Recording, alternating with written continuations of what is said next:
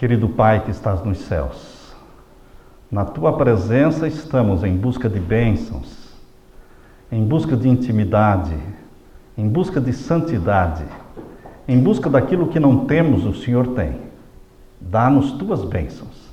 Abre a nossa mente para o estudo da Tua palavra. Obrigado pelas famílias que temos. Obrigado pelas esposas, pelos maridos, pelos filhos, presentes de Deus. Orienta-nos agora, Pai, ao abrirmos a Tua palavra. Fala ao nosso coração. Em nome de Jesus. Amém, Senhor. Filhos, um presente de Deus. Abra sua Bíblia em Romanos capítulo 8. Romanos capítulo 8 e os versos 16 e 17. Romanos capítulo 8 e os versos 16 e 17. O mesmo Espírito testifica com o nosso espírito. Ou seja, o Espírito Santo testifica com a nossa mente, com o nosso espírito. Dizendo o quê? Que somos filhos de Deus. E se nós somos filhos, somos logo herdeiros também, herdeiros de Deus e co-herdeiros de Cristo, se é certo que com Ele padecemos, para que também com Ele sejamos glorificados. A Bíblia está dizendo que nós somos filhos de Deus. Quando nós entendemos esta verdade, como filhos de Deus, nós vivemos de forma diferente. Agora, quando nós entendemos que os filhos que Deus nos deu também são filhos de Deus, nós mudamos nossas prioridades na família, prioridades na vida. Porque se entendemos que as crianças que Deus coloca nas nossas mãos são um tesouro do céu colocado na nossa mão, nós então temos que trabalhar na autoestima destas crianças, para que elas cresçam com uma elevada autoestima de que são filhos de Deus, são príncipes e princesas de nosso Senhor Jesus Cristo, do reino celestial. Quando os pais entendem esta verdade, mudam as prioridades, deixando em segundo plano riquezas, fazendas, casas e carros, títulos, bons salários, e colocam como prioridade educar os filhos para Deus. Preparar os filhos para o céu. Há muitos pais que dizem assim, eu já ouvi vários falando esta frase: eu estou preparando o meu filho para o mundo. Eu quero dizer que você não deve preparar o seu filho para o mundo, você deve preparar o seu filho para o céu. É para o céu que nós temos que preparar. E não é fácil preparar filhos para o céu, porque nós temos que ter a cabeça no céu, se queremos preparar filhos para o céu. Os filhos, quanto valem? Quanto vale uma criança? Quanto vale uma criança para ser colocada no daycare?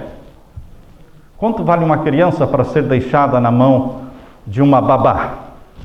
Quanto vale uma criança para ser deixada na frente de uma televisão para passar o tempo? Quanto vale uma criança? No livro Lar Adventista, página 238, lemos assim: são postos sob o nosso cuidado para serem ensinados, não como herdeiros do trono de um reino terrestre, mas como reis para Deus. Amém. Você tem que incutir na mente da sua criança de que ela é princesa, ele é príncipe, ele é um herdeiro do reino celeste. E ele vai reinar pelos séculos intérminos. Os nossos filhos precisam ser educados desta forma. Eu estava lendo o que Raymond Moore, ele escreveu sobre como um príncipe japonês é educado. Como ele teve bastante familiaridade e relacionamento com a família imperial no Japão, ele disse que a criança, ou seja, o príncipezinho, quando ele tem 3 anos de idade, ele é tirado das mãos do pai e é colocado para ser educado por um tutor ou então por governantes. Estes tutores mantêm a criança num ambiente de equilíbrio, onde o importante é que ele aprenda o domínio próprio. Ele é orientado quanto ao que lê, ele é orientado rigorosamente quanto ao que ele veste, rigorosamente ele é orientado quanto ao que ele come e o que bebe.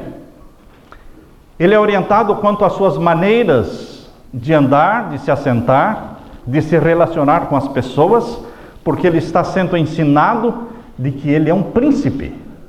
Ele deve agir como tal. Como deveríamos agir, e nossas crianças também agirem, se tivéssemos consciência de que somos príncipes e princesas de Deus? Dispensa-se uma cuidadosa atenção na qualidade de música que o príncipezinho do Japão ouve e aprende a gostar. Dispensa-se cuidadosa restrição quanto ao entretenimento, quanto à televisão, quanto a vídeos. Quando eu li o que Raymond Moore escreveu sobre como um príncipe no Japão é preparado, eu fiquei pensando nas nossas crianças, nos nossos filhos. Queridos, esquecemos de incutir na mente dos nossos filhos a ideia, essa elevada autoestima de que são filhos e filhas do Pai Celeste. Quando a criança cresce com esta consciência, não existem palavras como complexos de inferioridade, porque a pessoa que tem consciência de que é filho e filha de Deus, ele está com uma autoestima muito elevada. Amém. Ele não está sendo inferior a ninguém, nem superior a ninguém. Ele simplesmente é filho de Deus. Foi esta a elevada autoestima de Jesus Cristo. Jesus, quando ele cresceu, pouco a pouco aprendendo a ler e escrever aos pés da sua mamãe, a bendita Virgem Maria, ele aprendeu de que ele era filho de Deus. Esta consciência de que ele era filho de Deus o fazia agir diferente, pensar diferente. Nós precisamos ter a mesma consciência, porque é isso exatamente que nós somos, diz lá em Romanos capítulo 8. O Espírito Santo testifica com o nosso espírito, dizendo que nós somos filhos de Deus. E é isso exatamente que somos. A minha filha ficou aqui conosco nesses últimos 2 meses. E eu estava acompanhando a forma como ela educa o netinho, o filho dela, o Logan. Foi um prazer, foi uma alegria termos este menino conosco durante 2 meses aqui na Flórida. Eu percebi quanto tempo a minha filha gasta. Muito tempo. Desde o amanhecer até o anoitecer. Ela gasta muito tempo preparando a comida do Logan. Ela não compra nenhuma comida pré-preparada, industrializada. Quando vocês vão nos mercados, vocês encontram ali na seção das crianças aqueles potinhos que são sopinhas, não é, de todas as variadas cores e sabores, com vitaminas. A minha filha não usa nenhuma daquelas. Ela faz a comidinha uma a uma, todas as refeições do dia. Queridos, isso dá muito trabalho. Muito trabalho. Cuidar daquilo que as nossas crianças comem e bebem. Regular o momento em que elas comem e bebem. Regular os momentos em que elas dormem. O momento em que elas acordam. Eu percebi que a minha filha também não deixa o Logan assistir televisão. Nenhum programa de televisão. Nada. Todas as histórias são contadas olho no olho. Coração a coração. Pessoalmente. Percebi quanto tempo ela dedicava todos os dias fazendo cultinho com ele. Cantando os hininhos, contando as historinhas. Queridos, trabalho de mãe só pode ser feito e bem feito se a mãe for de tempo integral. E Deus está buscando mães de tempo integral.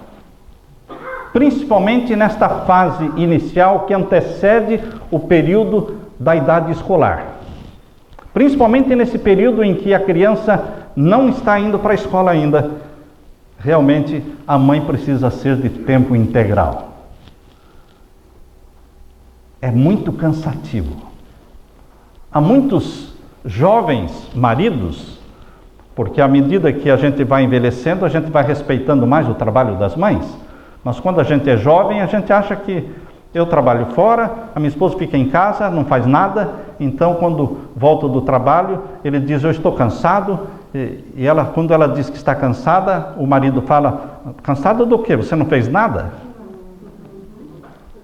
Isto machuca.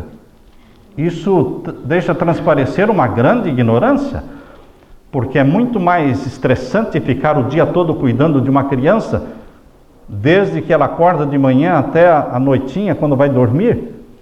Isso é muito mais estressante. Eu me lembro que a minha filha colocava o Logan para dormir já às 7 da noite, o mais tardar 7h30. Ele já estava indo para a cama. Mesmo chorando, ia para a cama. Eu louvo a Deus também porque a minha esposa e eu, nós nunca tivemos televisão na nossa casa quando os nossos filhos eram pequenos. Eu me lembro muito bem que enquanto eu tinha 13 igrejas para cuidar, eu tinha que viajar, e viajar, e viajar, todos os dias da semana. Eu me lembro que a minha esposa ficava em casa, cuidando do Anderson e da Evelyn. Eu me lembro que mesmo nos domingos que nós tínhamos culto à noite, nas quartas-feiras que nós tínhamos culto à noite, minha esposa não ia aos cultos, só ia aos cultos no sábado. Porque nos domingos e nas quartas ela ficava em casa e ela fazia o cultinho com as crianças em casa, porque criança tem que dormir cedo. Fazia o cultinho com elas e colocava cedo na cama. Cantava os hininhos, contava as historinhas. Queridos, trabalho de mãe é trabalho de tempo integral. Por isso a minha esposa nunca trabalhou fora. Ela tinha o trabalho de tempo integral dentro de casa. Queridos, Deus recompensa o esforço do pai e da mãe? Sim, quando esse esforço está na direção certa, preparando filhos e filhas para o céu. Quando nós estamos preparando filhos e filhas para o céu, Deus recompensa os nossos esforços. Agora, quando nós buscamos o alimento mais barato, Deus não recompensa os nossos esforços. Quando nós procuramos a escola mais barata, a escola mais conveniente, ou o melhor prédio escolar, Deus não compensa os nossos esforços. Porque Deus só recompensa os esforços quando são feitos na direção do céu. Escola cristã, que prepara filhos para o céu.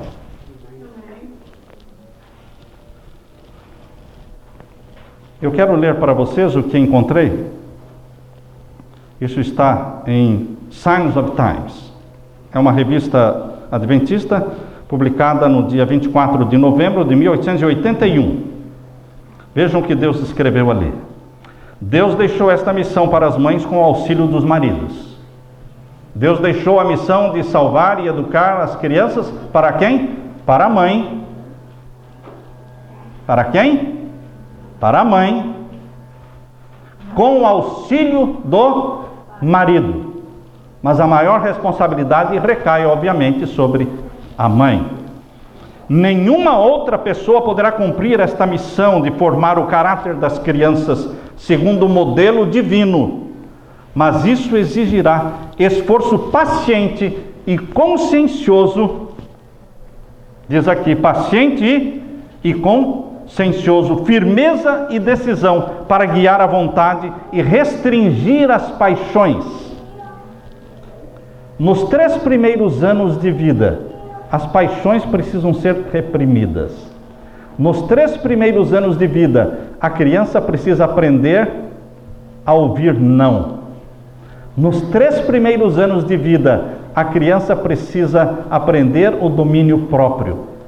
Nos 3 primeiros anos de vida, ela precisa aprender a comer o que é saudável. Queridos, um campo deixado ao abandono só vai produzir espinhos e ervas daninhas.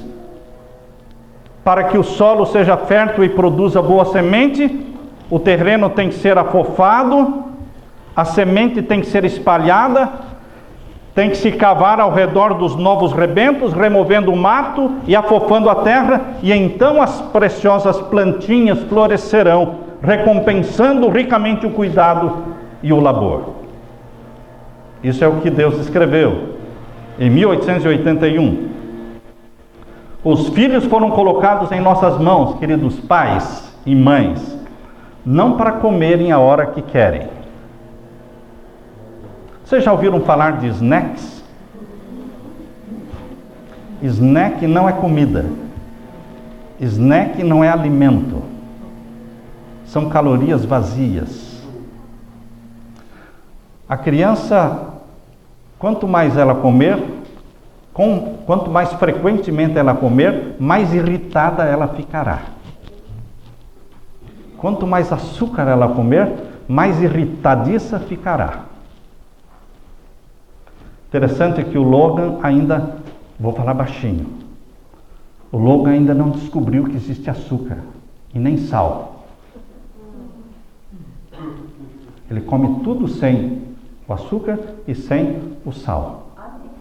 E a Evelyn diz assim, para mim ou para a Leila, o Logan não sabe ainda que existe açúcar e nem sal. Um dia ele vai aprender. Mas, queridos, isso exige o quê? Cuidado. Cuidado para preparar. Os filhos não podem ser deixados para comer o que querem, na hora que querem. Quantos papais e mamães dizem assim para a criança? O que você quer comer, querido? Ah, você não quer isso? Ah, você não quer aquilo? Quem é que sabe o que a criança deve e precisa comer? Ela sabe? Não sabe. Os pais, guiados pelo Espírito Santo, é que sabem o que a criança deve comer, quando comer, quanto comer, com que frequência. As crianças não foram colocadas por Deus nas nossas mãos para dormirem a hora que querem e assistirem os programas de televisão preparados para as crianças. Os programas de televisão preparados para as crianças não são para crianças que querem ir para o céu. São para crianças que vão ficar no padrão do mundo.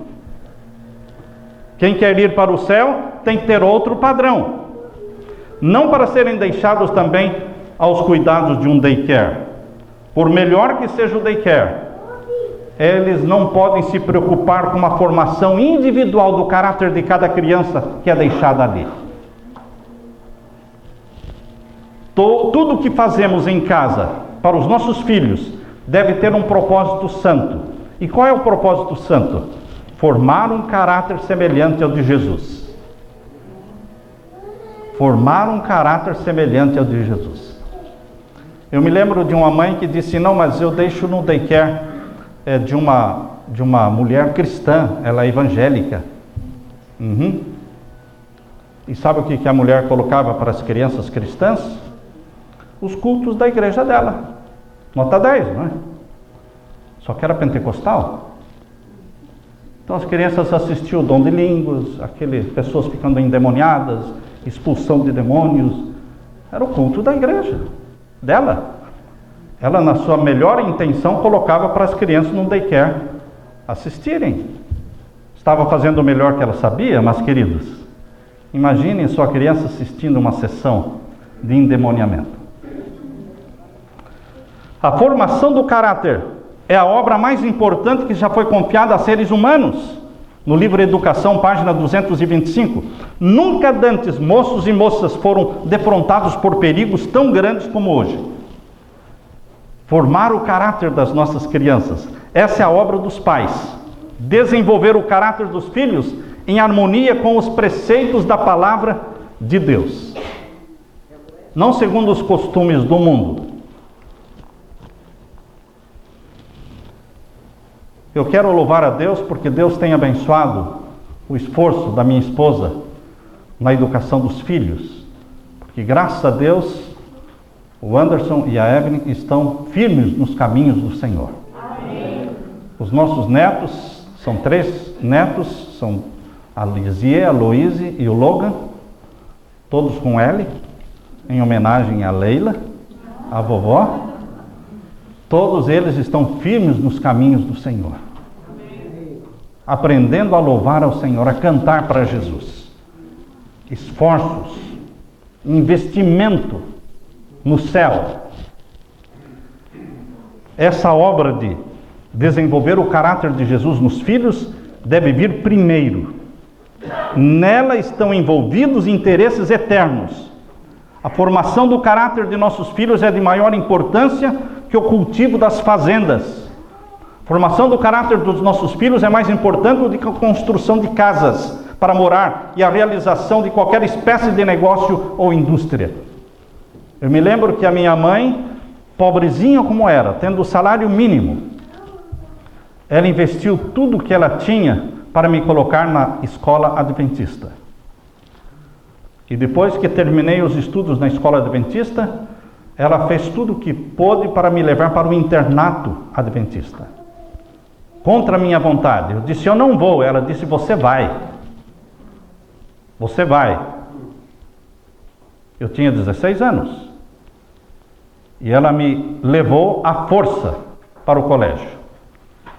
Saindo do interior do Paraná, me levou lá para Curitiba, me colocou lá no internato e disse, agora você fica aí. Eu te dei para Deus e você vai estudar para ser pastor. Eu não quero ser pastor. Eu te dei para Deus, para estudar como pastor. Você está aqui na escola dos profetas. Se você não for pastor um dia, o problema é seu. Eu estou fazendo a minha parte.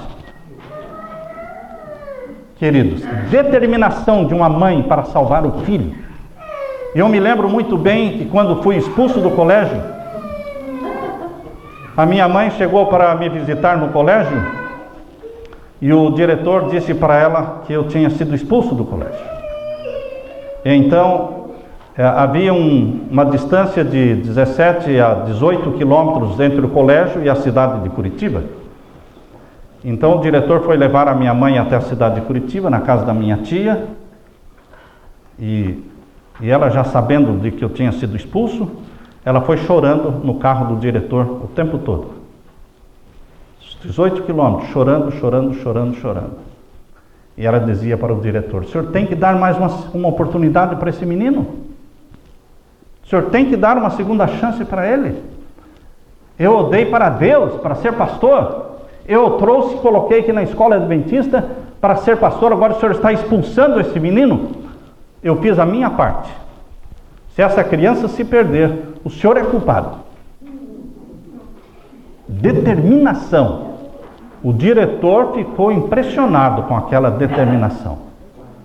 Ele voltou para o colégio naquela noite, era um sábado à noite, e no domingo pela manhã avisou a minha mãe e a mim que eu teria uma segunda chance. Queridos, determinação da mãe para salvar o quê? Um filho. Qual a nossa determinação de salvar os nossos filhos? Nossos filhos não precisam das melhores roupas, nem das melhores escolas, nem dos melhores filmes, nem dos alimentos mais badalados no mundo. Nossos filhos precisam da palavra de Deus, das historinhas de Jesus, do tempo integral de uma mãe, principalmente nestes primeiros 4, 5 anos de idade, precisa. E se a mãe quiser trabalhar, ela poderá trabalhar depois que eles estiverem na escola. Aquele período que a criança fica na escola, a mãe pode ter a liberdade para trabalhar. Mas quando a criança sai da escola e chega em casa, já é hora da mãe estar em casa. Porque um lar sem mãe não é lar.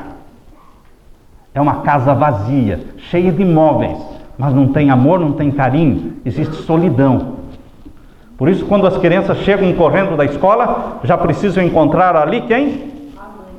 A mãe.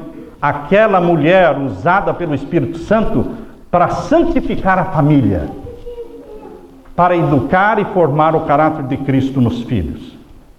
Eu li sobre os reis da França, foram 69 ao todo. Mas somente 3 foram amados pelos seus súditos, pelo seu povo. O povo da França amou somente 3 dos 69.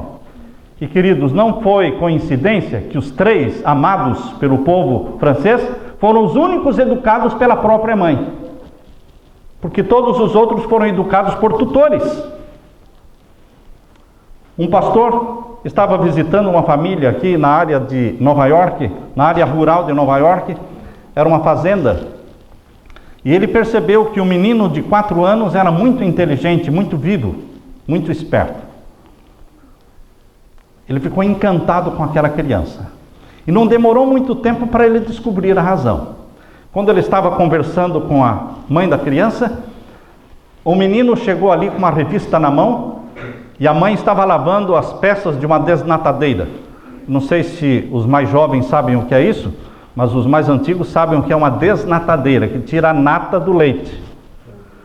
E ela estava lavando aquelas intrincadas peças da desnatadeira quando a criança chegou com a revista na mão e perguntou: o que é isso? O que esse homem está fazendo, mamãe? O pastor estava observando e aquela mãe parou de lavar a desnatadeira, enxugou as mãos, assentou-se numa cadeira, colocou a criança no colo, pegou aquela revista e gastou 10 minutos explicando o que o homem estava fazendo. Depois a criança saiu para brincar e ela voltou a lavar a desnatadeira. E o pastor disse para ela: agora eu estou sabendo por que esta criança é tão encantadora. Pelo tempo, pela forma como você deu atenção a ela para responder a pergunta que ele fez. E ela disse: pastor, eu espero lavar desnatadeira o resto da minha vida. O resto da minha vida eu vou continuar lavando desnatadeiras. Mas eu não quero nunca mais que o meu filho volte com a mesma pergunta para mim. Por isso eu dediquei 10 minutos para responder a essa pergunta, porque ele nunca mais vai fazer a mesma pergunta. Queridos, mães de tempo integral. No livro Ciência do Bom Viver, é muito bom vocês lerem esse livro Ciência do Bom Viver, existem 7 capítulos sobre o lar. O lar adventista, todo ele é sobre o lar. Mas o Ciência do Bom Viver, o lar adventista foi uma compilação, como orientação da criança também, uma compilação. Mas o Ciência do Bom Viver não é compilação. Ele foi escrito diretamente por Ellen White, da forma como Deus a orientou. Esse é o livro clássico de saúde de Ellen White, é o Ciência do Bom Viver. Assim como o Grande Conflito é o clássico das profecias. E o livro Educação é o clássico da educação. Então, no livro Ciência do Bom Viver, página 378, nós lemos assim: nenhuma outra obra se pode comparar à sua, à da mãe, em importância. Ela não tem como o artista de pintar na tela uma bela forma. A mãe não tem como um escultor de cinzelar a forma no mármore. A mãe não tem como um escritor de expressar um nobre pensamento em eloquentes palavras, nem como músico de exprimir uma melodia, em melodia um belo sentimento. Cumpre à mãe, com o auxílio de Deus, gravar na alma humana a imagem de Deus. Tarefa divina, que Joquebede fez muito bem durante 12 anos, imprimindo Deus na vida de Moisés. E nunca, jamais Satanás pôde tirar Deus da vida de Moisés. Porque nos primeiros 12 anos, Deus foi gravado na alma de Moisés. Queridos, o que Ana fez com Samuel, o que Maria fez com Jesus, o que Isabel fez com João Batista, é a obra preciosa que Deus espera que cada mãe faça com a ajuda do marido, com o apoio do marido. Deus fala para cada pai, para cada mãe: toma essa criança, educa-a para mim. Veja a responsabilidade. Toma esta criança, educa-a para mim. Forma-lhe um caráter polido, semelhante ao de um palácio, para que ele possa reluzir eternamente nas cortes do Senhor Jesus. A senhora Ellen White, ela teve 4 filhos. Henry, Tiago, Willie e Herbert. Herbert faleceu quando tinha apenas alguns meses de vida. Henry morreu quando tinha 16 anos. E Ellen White chorou muito, dizendo: eu tenho saudade do meu cantorzinho. Ele era o cantor da família. Morreu com 16 anos. Mas Tiago e Willie se tornaram adultos. Ao lado de outras responsabilidades da senhora White, ela tinha que corrigir os filhos. E ela escreveu assim: devemos orar a Deus muito mais do que fazemos. Há grande força e bênção em orar em conjunto em nossa família e com os filhos e pelos filhos. Quando meus filhos cometem um erro, diz Ellen White, tenho conversado bondosamente com eles. E então com eles eu oro. Depois disso, jamais achei necessário puni-los. Ela conversava com a criança que errou, se ajoelhava e orava. Interessante que quando você se ajoelha com a criança para orar, a princípio a criança resiste e não quer orar. Eu me lembro quando minha esposa colocava o Anderson ajoelhado e dizia, vamos orar. Ele ficava duro, não queria se ajoelhar, duro. Aí ela dobrava as perninhas dele, fazia com que ele se ajoelhasse e dizia, papai do céu, repita. Ele não repetia. E ela ficava ali insistindo, e eu estava ali observando. Vai repetindo, repete, papai do céu. E ia, até que ele começava a repetir. E no momento em que ele começava a repetir, papai do céu, eu peço perdão pelo erro que eu fiz. Pelo erro que eu fiz. Tudo mudava.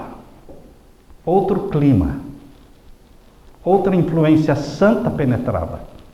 O Espírito Santo precisa desses momentos da mãe, do pai orando com a criança para moldar a mente da criança, para enternecer aquele coraçãozinho.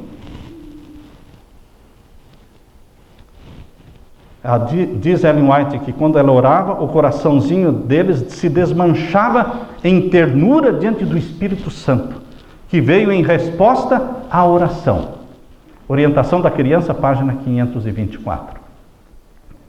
Em outras ocasiões, quando as crianças estão irritadas, nervosas, cante hinos, comece a cantar hinos. Os pais foram escolhidos por Deus para representarem o Pai Celestial. Você olha para o pai e para a mãe e você está vendo Deus ali, porque esta é a posição que Deus deu para o pai e para a mãe, a posição de Deus diante dos filhos. Quando nós, pais e maridos, falhamos em representar bem o caráter de Deus, nós destruímos na mente dos filhos essa imagem bonita que Jesus gastou a vida toda para construir, a imagem de um Deus amoroso, misericordioso e ao mesmo tempo justo. O professor de Bíblia sugeriu a leitura do livro Ciência do Bom Viver para os seus alunos. Cada um tinha o seu livro, Ciência do Bom Viver, e pediu que eles lessem os 7 capítulos sobre o lar. Depois ele recolheu os livros para ver o que eles tinham grifado no livro. E chamou a atenção do professor, um livro de um determinado aluno. Ele percebeu que o aluno grifou com tinta vermelha 3 vezes. Ele grifou, sublinhou com tinta vermelha 3 vezes este parágrafo que está na página 394 do Ciência do Bom Viver. E deve ser algo importante, porque ele grifou com linhas tinta vermelha 3 vezes. Eu quero ler para vocês. Vejam que o jovem grifou. Marido e esposa jamais devem, na presença dos filhos, criticar-se mutuamente os planos. Por que chamou a atenção deste jovem, deste adolescente, esta frase? Pai e mãe não podem se criticar mutuamente diante dos filhos. Quando você, mãe, não concorda com a atitude do pai, tem todo o direito de não concordar. E tem todo o direito de, a portas fechadas, conversar com ele. Só com ele. A sós. não na presença dos filhos. Na presença dos filhos, você pai, você mãe, esteja certo ou errado, você não pode tirar a autoridade um do outro. Mas em particular vocês podem conversar. Mas na frente dos filhos, não se critiquem. Não destruam a autoridade um do outro. Jamais devem, em presença dos filhos, criticar-se mutuamente os planos ou discutir a maneira de julgar um do outro. Quando um manda, o outro não pode desmandar. Ah, sua mãe não deixou? Eu deixo. Ah, seu pai proibiu? Mas eu deixo você ir. Página 394. Durante a semana de oração num colégio, o pastor estava pregando e dando aconselhamento. E na hora do aconselhamento veio uma jovem. Se assentou na frente dele. O pastor fez algumas perguntas procurando estimulá-la a conversar, mas ela ficou ali sentada na frente dele sem falar nada. E ele tentou fazer com que ela falasse. Depois de muito tempo sem falar nada, ela começou a falar. E ela começou assim: eu não entendo o que o senhor quer dizer nos seus sermões. Porque o senhor está pregando nos seus sermões, falando que Deus nos ama como um pai terrestre. Eu não entendo isso. E aí ela começou a chorar. Ela disse: eu tive um pai alcoólatra que me bateu muito, tirava sangue da forma como ele me surrava. Ele me chutava com seus pés. Ele era despótico, exigente, severo. E quando o senhor fala no sermão que Deus é o nosso pai, isso me cria um desconforto. Qual é a imagem de Deus que você está passando para os seus filhos? Vocês acham que isso é uma raridade? Esta semana, minha esposa e eu estávamos conversando com uma amiga da igreja, e no bate-papo, na conversa, de repente ela disse, eu perguntei do pai dela, ela já é mãe, já é casada, ela disse, eu não gosto do meu pai. Eu me sinto mal quando penso no meu pai. Eu usava óculos, e quando meu pai ia me bater, ele mandava tirar o óculos, porque senão ia quebrar o óculos. Ele me espancava de todo jeito, na face, atrás, com a cinta, com a fivela. Saía sangue das minhas costas, das minhas pernas, por causa da fivela com que ele batia. Por isso eu não quero falar do meu pai. Essa é a imagem que me vem à mente. E eu perguntei para ela, mas o seu pai era adventista? Ele não era. Mas depois que ele se tornou adventista, tudo isso aconteceu depois que ele se tornou adventista. Como é que Jesus não muda o coração de uma pessoa que se torna membro da igreja? Há pessoas que entram para a igreja como se entrassem para um clube. Há pessoas que aceitam o batismo e passam pelas águas como se fosse somente um banho. Não há transformação de vida. Maridos que não se tornam melhores maridos, esposas que não se tornam melhores esposas. O amor de nosso Senhor Jesus Cristo precisa penetrar na nossa vida. O Espírito Santo precisa comunicar para mim e para você o caráter de Jesus, o amor de Jesus, a maneira de tratar as pessoas como Jesus tratava as pessoas. Queridos, qual a imagem que estamos passando para os nossos filhos? Muitas vezes Satanás usa o nosso excessivo zelo e nos impele a extremos de condenação, extremos de disciplina, de críticas e de dureza dentro da igreja. Essa semana eu recebi um e-mail, e no e-mail dizia assim: pastor, quero a sua opinião. Existe uma moça recém-batizada na nossa igreja, fiel, mas os pais não são adventistas. A mãe faz salgadinhos para vender. E essa menina está sendo uma fiel membro da igreja, participando, mas às vezes a sua mãe a força a ajudá-la no sábado a fazer os salgadinhos, a fritar os salgadinhos. E o pastor disse que ela tem uma semana para tomar a decisão, senão ela vai ser excluída da igreja. Queridos, nós precisamos ter paciência com as pessoas que têm lutas pessoais. Às vezes é muito fácil para alguém guardar o sábado, porque mora num lar adventista, mas não é tão fácil guardar o sábado para alguém que cresceu num lar não adventista, cujos pais não entendem e não aceitam. E nós deveremos tomar a posição não de esmagar esta pessoa, mas de ajudar a pessoa. Misericórdia quero. Misericórdia quero. Os fracos precisam ser ajudados e não esmagados.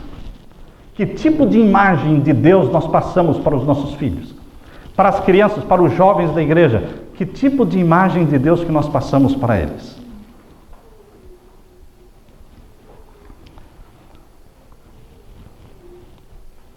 Joey, ele era um pai de 30 anos de idade. Tinha um filho chamado André, de 7 anos de idade. Era um bom menino, mas gostava de desobedecer. Um dia, quando André já tinha desobedecido várias vezes, Joe disse para o André: se você desobedecer mais uma vez, você vai lá para o sótão, para o Eric, e vai dormir lá. E a sua janta vai ser só pão e água. E o André desobedeceu mais uma vez. E o André teve que ir para o Eric, para o sótão. Na hora da janta, o Joe estava ali jantando com a esposa, sem falar uma só palavra, quieto. E a esposa disse: eu já sei o que está pensando, mas você não vai fazer isso. Eu sei o que você está pensando. Você está pensando em subir lá e tirar o André lá de cima. É isso mesmo. Mas você não pode fazer isso. Você não pode. Você falou que ele ia, agora você tem que cumprir. Ele tem que aprender a respeitar aquilo que você fala. O Joe falou: não, eu não vou tirá-lo lá de cima. Mas eu vou lá. Eu vou dormir com ele lá. Eu vou comer pão e água com ele também.